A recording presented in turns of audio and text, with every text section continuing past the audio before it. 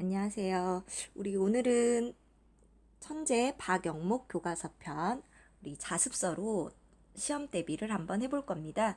자, 우리 1단원은 문학과 소통이라는 단원이라서 이 단원에서는 꽃이라는 시 한 편과 길 모퉁이에서 만난 사람이라는 소설 한 편, 시와 소설 이 문학 작품을 읽고 이 안에 담겨 있는 심미적인 인식을 파악하고 작가와 혹은 작품 속 인물과 그리고 다른 독자들과 소통하고 이것을 내가 또 다른 작품으로 한번 써보는 그런 단원이라고 보시면 되겠어요. 그래서 오늘은 첫째 시간이기 때문에 꽃이라는 시를 먼저 나가보도록 하겠습니다.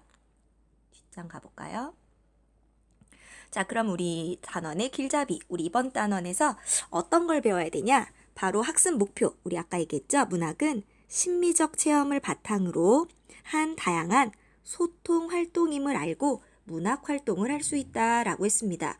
자, 그러면 어떤 것이 심미적 체험인지 먼저 봅시다. 자, 우리는 문학 작품을 읽으며 그 내용과 표현을 두고 우리 문학 작품을 읽으면서 그 내용이 될 수도 있고 표현 방법이 될 수도 있는데 이런 걸 읽으면서 아름답다거나 추하다거나 비장하다거나 조화롭다, 우스꽝스럽다와 같은 느낌이나 생각을 해볼 수 있어.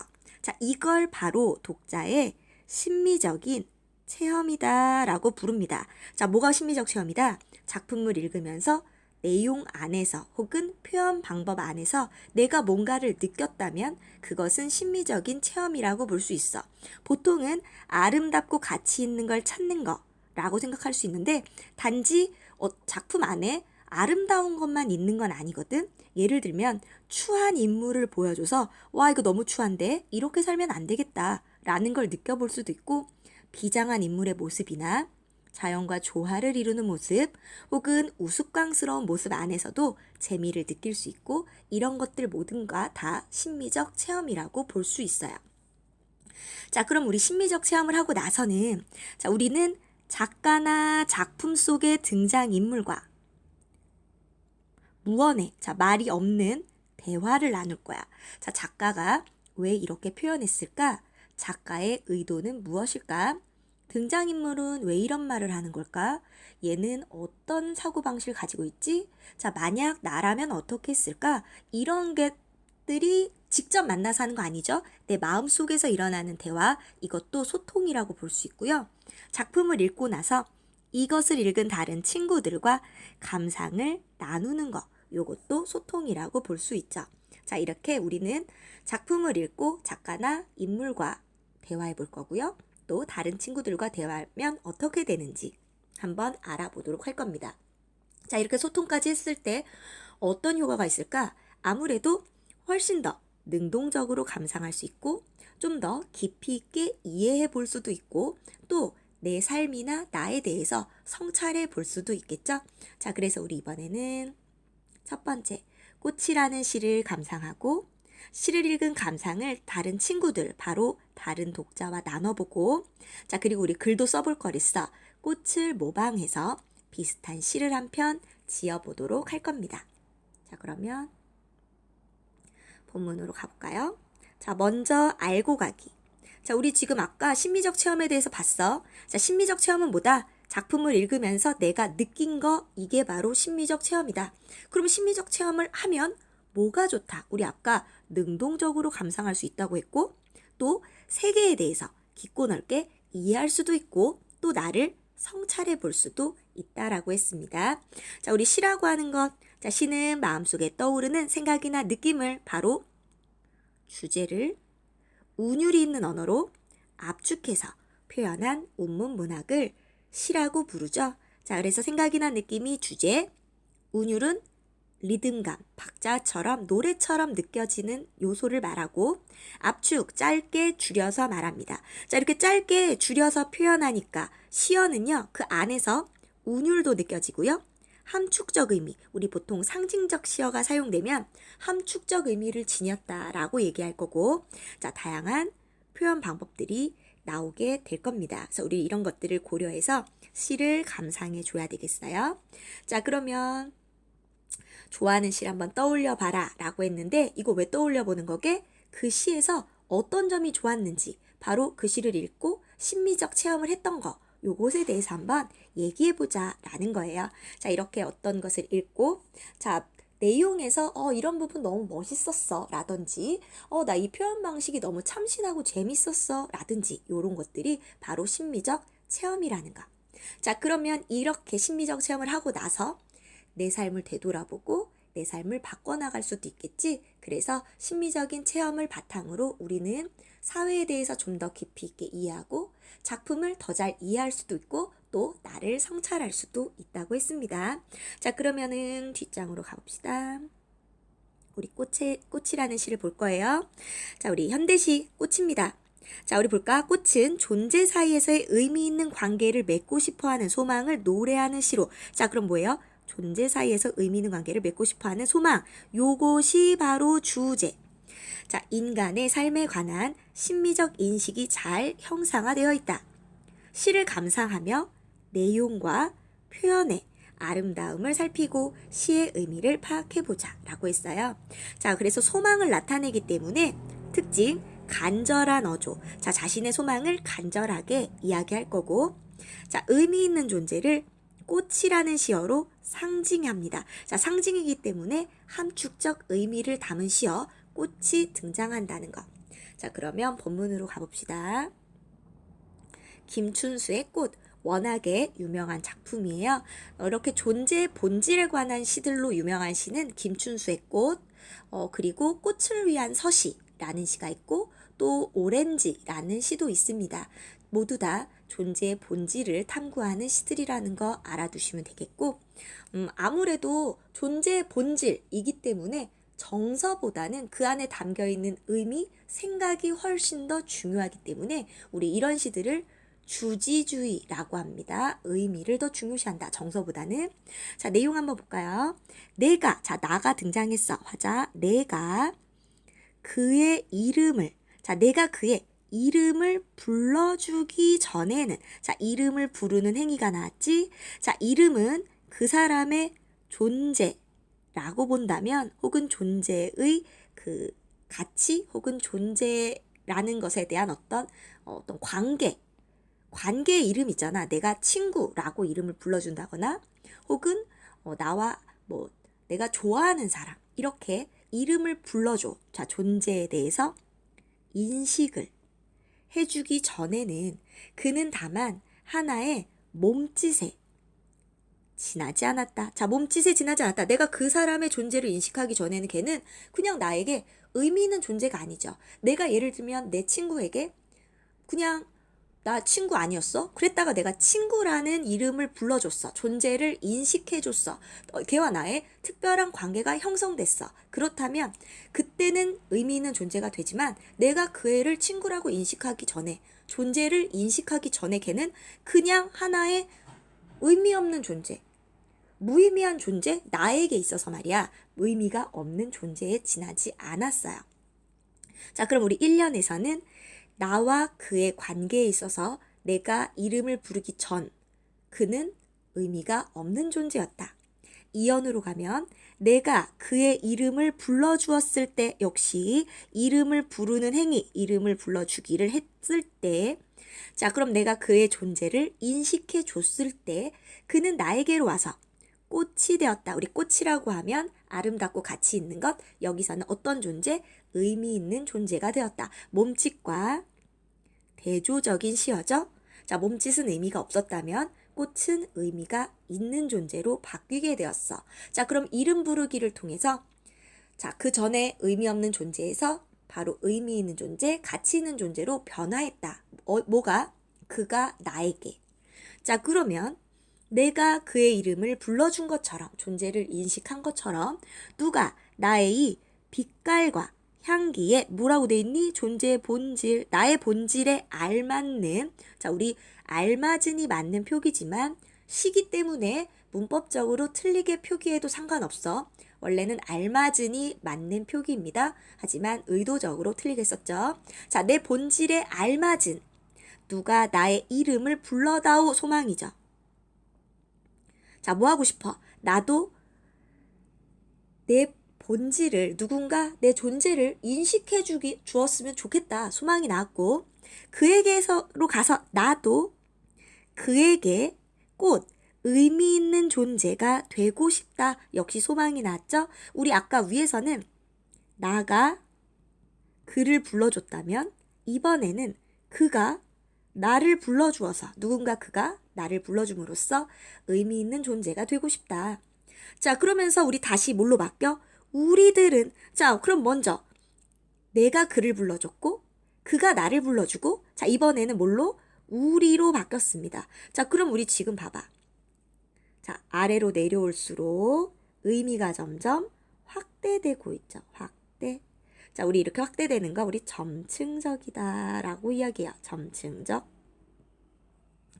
자, 우리들은 모두 무엇이 되고 싶다. 무엇 의미 있는 존재가 되고 싶어. 누구에게? 서로에게. 그래서 너는 나에게, 나는 너에게, 우리 서로에게 잊혀지지 않는, 역시 문법적으로 틀렸어요. 잊히지 않는. 우리 피동 표현인데, 피동 쓸 때는 전미사 이, 히, 리, 기를 쓰거나 혹은 어지다.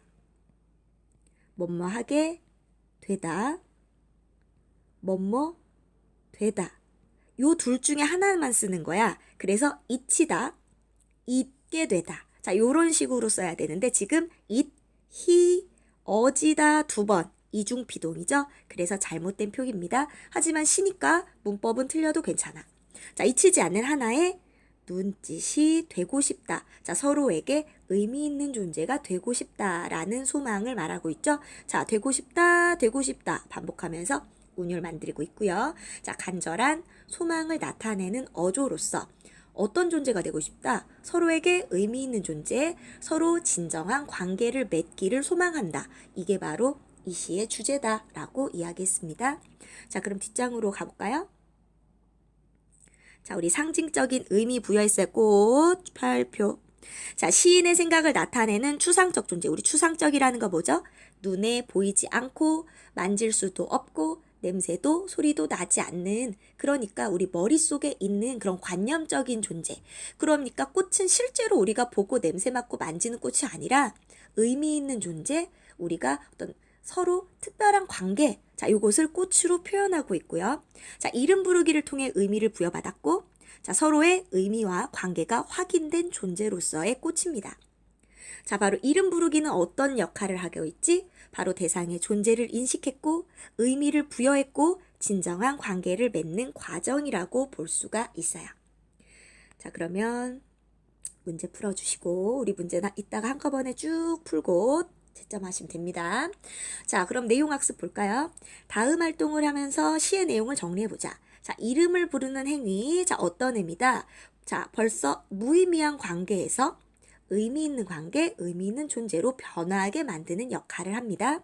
자, 3, 4연에서는 화자의 소망이 나왔는데, 자, 3년에서는 누군가 나의 빛깔과 향기, 내 존재 본질에 알맞은 이름, 내 존재 본질을 인식해줬으면 좋겠다. 자, 그래서 거기로 가서 나 뭐 되고 싶다? 꽃이 되고 싶다. 의미 있는 존재가 되고 싶다. 자, 4연에서는 우리들은, 자, 바로 우리 그와 나에서 우리로 확대됐다. 무엇이 되고 싶어? 어떤 무엇? 의미 있는 관계, 의미 있는 존재. 잊히지 않는 눈짓이 되고 싶다. 자, 소망이 계속 나오고 있죠? 자, 뒤로 가볼까요? 네. 자, 그러면 자, 이번에는 모방시를 한번 써볼 겁니다. 자, 모방시에 담을 내용은 이번엔 내 친구 민송이에 대해서 써보겠대. 우리 모방시를 쓸 때 어떻게 쓸 거냐면 우리 앞에 나왔던 꽃의 형식을 그대로, 그리고 얘가 뭐 했어? 특별한 의미가 있는 존재에 대해서 써볼 거야. 자, 그러면 우리 아까 꽃에 나온 내용은 뭐였니? 바로 의미 있는 관계 맺기를 소망했죠. 의미 있는 존재가 되기를 소망했지. 그렇다면 우리 이 시는 내용과 형식이, 내용과 표현 방식이 전부 다 모방된 시라는 사실을 알 수 있어. 내용과 형식 모두 모방할 겁니다. 자, 왜 특별한지 정리했고, 자, 뭘 표현할 거야? 밥을 먹음으로써 의미 있는 존재가 되었다. 우리 아까는 이름 부르기였다면 여기서는 밥을 먹는 행위를 통해 의미 있는 존재가 되었다는 걸 쓸 겁니다. 자, 그래서 우리 모방시를 짓는 방법 나오고 있네요. 먼저 내용과 형식을 이해하고, 자, 이 어떤 내용이었는지를 바탕으로 내용을 생각해야 되겠죠? 그러면 내용이 어느 정도 정리가 됐다면 앞에 나왔던 시의 형식을 바탕으로 모방시를 써주면 됩니다. 그래서 얘도 어떻게 썼니? 내가 그와 밥을 먹기 전에는 그는 다만 한반 친구에 지나지 않았다. 한반 친구는 몸짓과 같은 거죠. 그와 내가 밥을 먹었을 때, 자, 밥을 먹는 것이 이름 부르기고 나에게로 와서 단짝이 되었다. 자, 단짝은 꽃과 같은 의미죠. 내가 그와 밥을 먹은 것처럼 누가 나의 이 입맛과 식욕에 알맞은, 자, 입맛과 식욕은 나의 빛깔과 색깔, 그러니까 본질이죠. 빛깔과 그 향기, 본질을 뜻하고 누가 나와 함께 밥을 먹어다오. 그에게로 가서 나도 그의 단짝이 되고 싶다. 의미 있는 존재. 우리들은 모두 무엇이 되고 싶다. 나는 너에게, 너는 나에게, 나는 너에게. 잊혀지지 똑같이 썼네요. 않는 하나의 밥동무가 되고 싶다. 자, 어떤 내용인지 다 알겠죠? 자, 그러면 뒤로 넘어가 볼까요?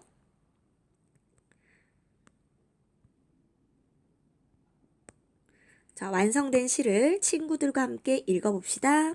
자, 그리고 모방시를 쓴고 느낀 점을 말해봅시다. 라고 했습니다. 자, 그래서 꽃을 밥동무로 바꿨는데 인상 깊었어 하고 정리가 되어 있네요. 잠시. 자, 그러면은 완성된 시를 친구들과 읽어보라고 했고 같이 한번 소통을 해보라고 했습니다. 자, 그래서 이렇게 해볼 수도 있는데 지금 내가 보다 보니까 스캔이 한 장이 빠졌네요. 자, 빠진 부분은 우리 뭐가 있었냐면 여기 내가 간단하게 정리해 볼게요. 자, 우리 여러분들은 내가 빠뜨린 페이지를 한번 보시고 뭐가 나오니? 어린 왕자가 나올 겁니다. 내가 지금 책이 없어서 간단하게 정리할게요. 자, 어린 왕자가 누구를 만나? 어린 왕자와 여우가 대화를 나눠요. 자, 여기서는 뭐가 나오냐면 길들이다 라는 표현이 나오는데, 자, 길들이는 것은 우리 앞에 시에서 뭐랑 똑같아? 바로 이름 부르기와 똑같고, 자, 길들이면 어떤 관계가 된다고? 굉장히 소중한 존재, 특별한 존재, 이 세상에 하나밖에 없는 존재, 꼭 필요한 존재가 된다고 했어. 그래서 필요한 존재,